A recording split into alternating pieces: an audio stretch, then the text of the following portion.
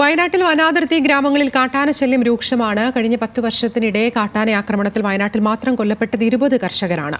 വനാതിർത്തികളിൽ നടപ്പിലാക്കുമെന്ന് പറഞ്ഞ നിരവധി വന്യമൃഗ പ്രതിരോധ പദ്ധതികളും പാഴ്വാക്കായി മാറുന്നെന്ന് കർഷകർ.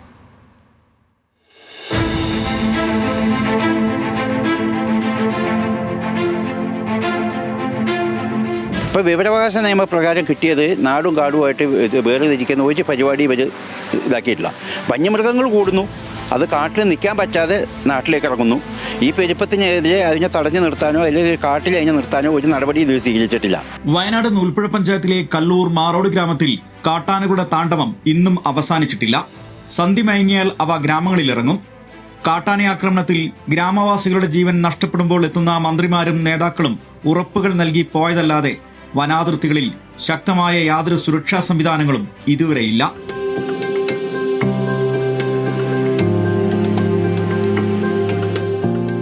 ഇത് ബിജു. 2019 നവംബർ 8-നാണ് കാട്ടാനയുടെ ആക്രമണമുണ്ടായത്. മാറോട് വയലിൽ കാട്ടാന തുമ്പിക്കൈ കൊണ്ട് അടിച്ചു നിലത്തിട്ടു. പ്രഹരത്തിൽ നട്ടെല്ല് പൊട്ടി. വർഷങ്ങളോളം ചികിത്സ നടത്തി. ഇപ്പോഴിങ്ങനെയാണ് ബിജുവിന്റെ ജീവിതം. ഇത് 2019 നവംബർ 8-നായതാണ്. ഇപ്പോൾ 5 വർഷം കഴിഞ്ഞു. 5 വർഷം കഴിഞ്ഞിട്ട് ഇതുവരെ ഒന്നും കിട്ടിയിട്ടില്ല. എനിക്ക് അനുകൂലമായിട്ടൊന്നും കിട്ടിയിട്ടില്ല.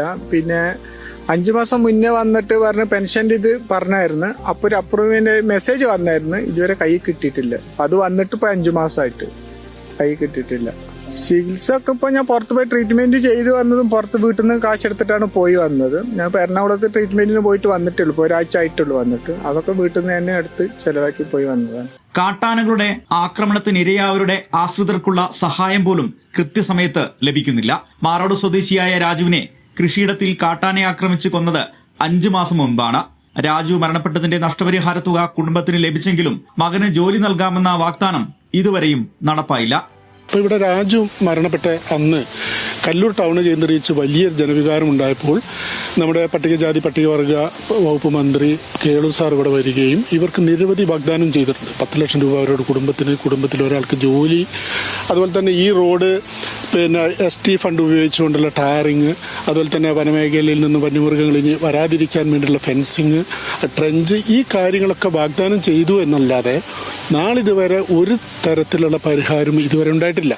കല്ലുമുക്കിൽ നിന്ന് മാറോട്ടേക്കുള്ള കല്ലു നിറഞ്ഞ വഴി ST കോർപ്പസ് ഫണ്ടിൽ ഉൾപ്പെടുത്തി പുനർനിർമ്മിക്കുമെന്ന് സ്ഥലത്തെത്തിയ ഉദ്യോഗസ്ഥരും ജനപ്രതിനിധികളും മന്ത്രിമാരുമൊക്കെ ഉറപ്പ് നൽകിയിരുന്നുവെങ്കിലും ഒന്നും നടന്നിട്ടില്ല.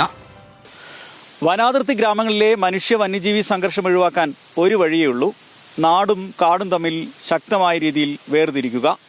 അതിനുള്ള പദ്ധതികളാണ് സർക്കാർ നടപ്പിലാക്കേണ്ടത്. നടപ്പിലാക്കിയാൽ മാത്രം പോരാ, അത് നടപ്പിലായി എന്ന് ഉറപ്പുവരുത്തുകയും വേണം. വയനാട് കല്ലൂരിൽ നിന്നും രതീഷ് വാസ്തവൻ, ന്യൂസ് മലയാളം.